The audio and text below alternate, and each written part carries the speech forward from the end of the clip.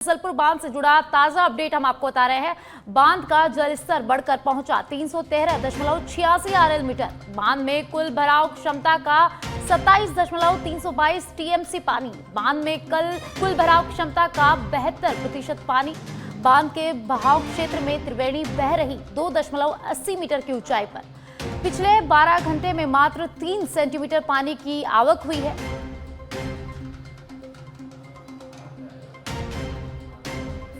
बिसलपुर बांध से जुड़ा ताजा अपडेट हम आपको बता रहे हैं। बांध का जल स्तर बढ़कर 313.86 आरएल मीटर हो गया है। बांध में कुल भराव क्षमता 27.322 टीएमसी पानी की है। बांध में कुल भराव क्षमता का 72% पानी आया है। बांध के बहाव क्षेत्र में त्रिवेणी 2.80 मीटर की ऊंचाई पर बह रही है और पिछले 12 घंटे में मात्र 3 सेंटीमीटर पानी की आवक हुई।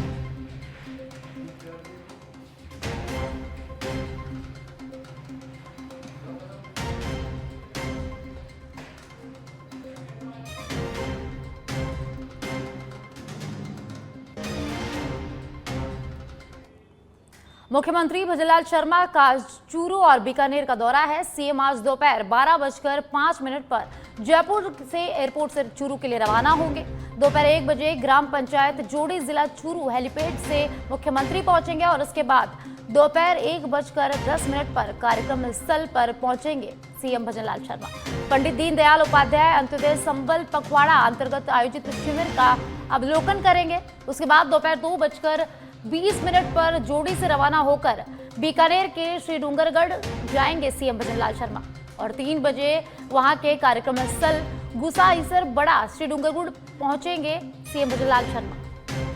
वहां भी पंडित दीनदयाल उपाध्याय अंत्योदय संबल पखवाड़ा अंतर्गत आयोजित शिविर का अवलोकन करेंगे। उसके बाद शाम 4:10 पर जयपुर के लिए रवाना होंगे सीएम भजनलाल शर्मा और 5:15 बजे जयपुर एयरपोर्ट पर पहुंचेंगे प्रदेश के मुख्यमंत्री।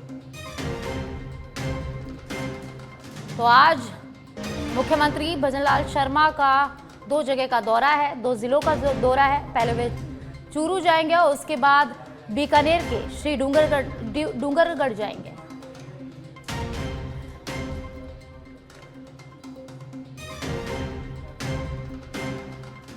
पंडित दीनदयाल उपाध्याय अंत्योदय संबल पखवाड़ा अंतर्गत आयोजित शिविरों का अवलोकन करेंगे मुख्यमंत्री।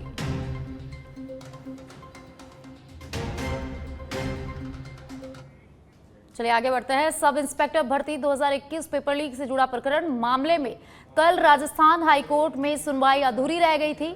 अब मामले में आज फिर दोपहर 2 बजे सुनवाई होगी। जस्टिस समीर जैन की एकल पीठ में इस मामले की पूरी सुनवाई होगी। एसआई भर्ती पेपर लीक मामले को लेकर अपडेट हम आपको बता रहे हैं, जिसमें कल राजस्थान हाईकोर्ट में सुनवाई अधूरी रह गई थी और अब इस मामले में आज दोपहर 2 बजे एक बार फिर से सुनवाई होगी। जस्टिस समीर जैन की एकल पीठ में इस पूरे मामले की सुनवाई होगी। जहां कल राजस्थान हाईकोर्ट में सब इंस्पेक्टर भर्ती 2021 पेपर लीक मामले में सुनवाई अधूरी रह गई थी, वहीं आज फिर से राजस्थान हाईकोर्ट में इस पूरे मामले की सुनवाई होगी।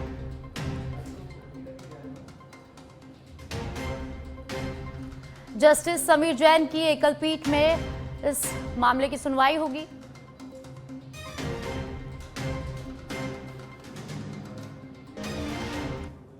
श्रीगंगानगर के आज पदमपुर शहर में हुई जोरदार बारिश के कारण कई क्षेत्रों में भारी जलभराव की समस्या उत्पन्न हो गई। लगातार हो रही बारिश से लोगों को आवागमन में भारी परेशानी का सामना करना पड़ रहा है। हालात की गंभीरता को देखते हुए नगर पालिका प्रशासन तुरंत हरकत में आ गया। नगर पालिका आयोग के नेतृत्व में जलभराव वाले क्षेत्रों में मोटर और पंप मशीनें लगाकर पानी की निकासी का कार्य शुरू किया गया है। शहर के मुख्य चौराहों, कॉलोनियों और गली मोहल्लों में जमा लाखों लीटर पानी को निकालने के लिए नगर पालिका के कर्मचारियों ने दिन रात मेहनत की है। जलभराव की खबर प्रसारित होने के बाद नगर पालिका प्रशासन ने तत्परता दिखाई। ईओ देवेंद्र कौशिक ने कर्मचारियों को जल निकासी के काम में तेजी लाने के निर्देश दिए। नगर पालिका कर्मचारियों ने देर रात तक काम जारी रखते हुए जलभराव की स्थिति को काफी हद तक नियंत्रण में ले लिया।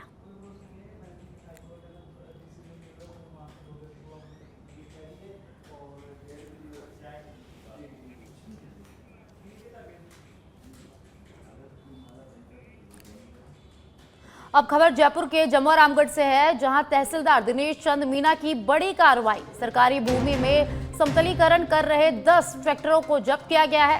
जब्त ट्रैक्टरों को ताला पुलिस चौकी में खड़ा किया गया है। पिछले 2 सप्ताह से सरकारी भूमि पर समतलीकरण का कार्य चल रहा था।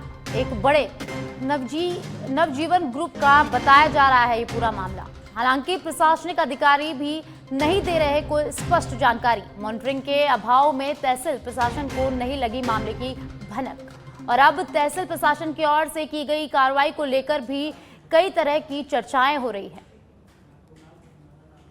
जयपुर के जमुआ रामगढ़ से एक खबर है, जहां तहसीलदार दिनेश चंद मीना की बड़ी कार्रवाई हुई है। सरकारी भूमि में समतलीकरण कर रहे 10 ट्रैक्टरों को जब्त किया गया है और सभी जब्त ट्रैक्टरों को ताला पुलिस चौकी में खड़ा किया गया है।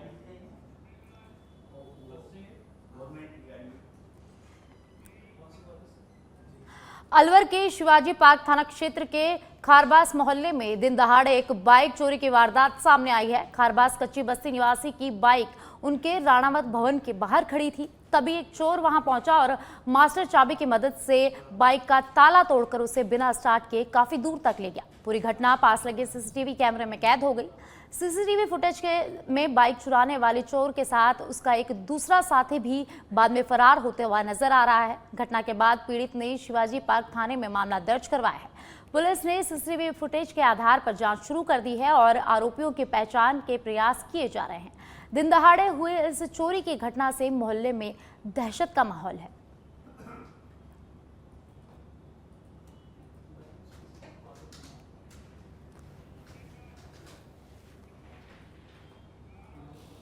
अब खबर बाड़मेर के धोरी मन्ना से है, जहां छात्र छात्राओं के साथ ग्रामीणों ने विद्यालय गेट पर ताला जड़ दिया। कुम्हारों की बेटी में अध्यापकों की मांग को लेकर ताला जड़ा गया। विद्यालय में 2 साल बाद भी नहीं लगाए गए शिक्षक, जबकि विद्यालय में सभी पदों की भी रखी गई स्वीकृति। 4 अध्यापकों के भरोसे 400 छात्र छात्राओं का भविष्य है। अध्यापकों की कमी के चलते बच्चों की पढ़ाई हो रही है बाधित। अधिकारियों को अवगत कराया गया, लेकिन नहीं हुई कोई सुनवाई।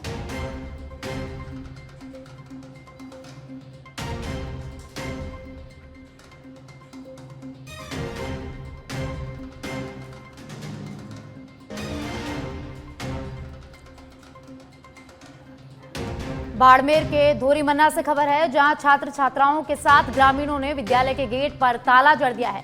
कुम्हारों की बेरी में अध्यापकों की मांग को लेकर ताला जड़ दिया है और विद्यालय में 2 साल बाद भी शिक्षक नहीं लगाए गए हैं, जबकि विद्यालय में सभी पदों की स्वीकृति रखी गई है।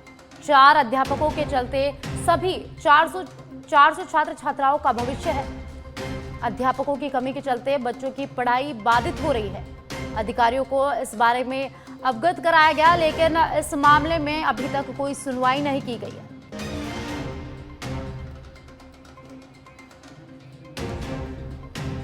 दौसा से कांग्रेस विधायक दीनदयाल बैरवा 1 महीने में तीसरी बार चोरों के निशाने पर आ गए हैं। पहले उनका मोबाइल, फिर घर से बाइक और रविवार रात ट्रैक्टर ट्रॉली चोरी हो गई। 3 वारदातों के बाद विधायक ने सोशल मीडिया पर पोस्ट किया। उन्होंने लिखा कि चोरों के हौसले बुलंद है, पुलिस नाम की रह गई है। बताया कि 11 जून को राजेश पायलट की पुण्यतिथि के कार्यक्रम में मोबाइल चोरी हो गया था, जिसके बारे में मेरे पीएसओ ने पुलिस को सूचना देकर जानकारी उपलब्ध कराई थी। अभी तक उस मामले में कोई कार्रवाई नहीं हुई और इसके बाद घर से बाइक और रविवार रात ट्रैक्टर ट्रॉली चोरी हो गई है।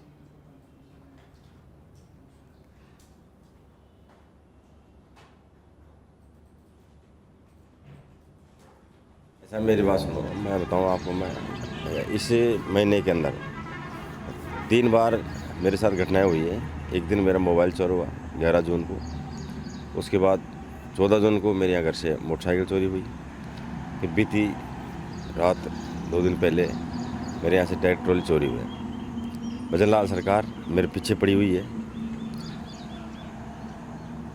3 घटनाएं होना मेरे लिए दुखदाई है। ये लंबी लंबी बातें करते हैं कानून व्यवस्था को लेकर। जब विधायक सुरक्षित नहीं है, आम जनता से क्या उम्मीद करेंगे। मैंने कल ट्वीट किया, उसके बाद पुलिस हरकत में आई, लेकिन अभी तक तीनों घटनाओं पर पहुंच नहीं पाई है। मैंने एसपी से, मैंने संबंधित अधिकारियों से बात करी, आप लोग क्या कर रहे हो? अगर ये लोग पहले हरकत में आ जाते हैं तो मैं मानता हूँ ना तो बाइक चोरी होती। अब खबर रामदेवरा से है, जहां ऐतिहासिक और पौराणिक राम सरोवर तालाब में पिछले दिनों हुई मानसून की झमाझम बरसात के बाद पानी की आवक होने के बाद देश भर से आने वाले श्रद्धालु राम सरोवर तालाब में डुबकी लगाकर अपनी यात्रा को धन्य कर रहे हैं। पिछले दिनों ही मानसून की जोरदार बरसात हुई है, उसके बाद से राम सरोवर तालाब आधे से ज्यादा भर चुका है। ऐसे में दिन भर यहाँ पर श्रद्धालुओं की चहल पहल देखने को मिलती है।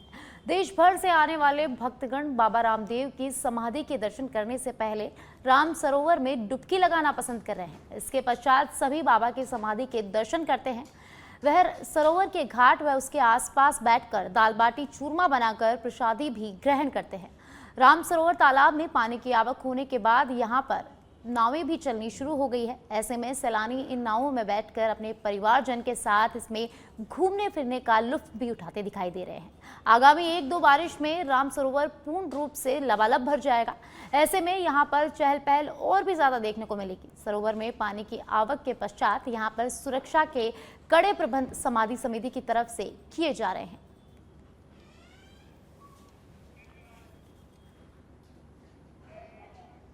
झुंझुनू के गोठड़ा ग्राम पंचायत के प्रतिबंधित वन क्षेत्र में अवैध खनन के खिलाफ कार्रवाई करते हुए वन विभाग की टीम ने एक जेसीबी मशीन और 3 ट्रैक्टर जब्त किए हैं। जेसीबी से खनन माफिया अवैध खनन कर रहे थे। वन विभाग के एसीएफ कमल कुमार ने बताया कि विभाग को सूचना मिली थी कि गोठड़ा की पहाड़ियों में कुछ लोग अवैध खनन कर रहे हैं।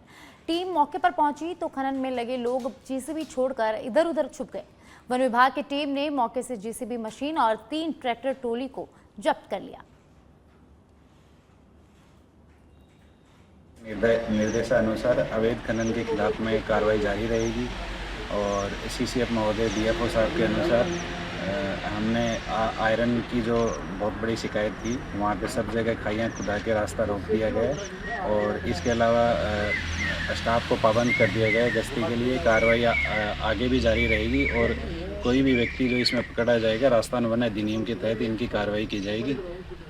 जैसे अभी हमने जेसीबी और 3 ट्रैक्टर पकड़े हैं, इनके खिलाफ में रास्ता।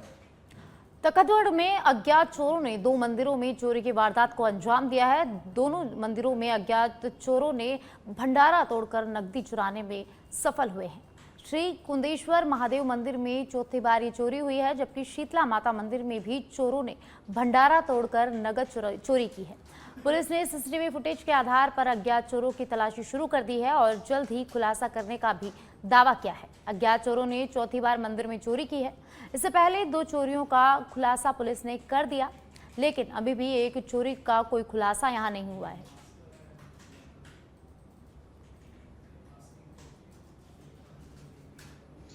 जो 3 चोरियां थी उसमें से 2 चोरियों का तो पर्दाफाश पुलिस द्वारा किया गया था।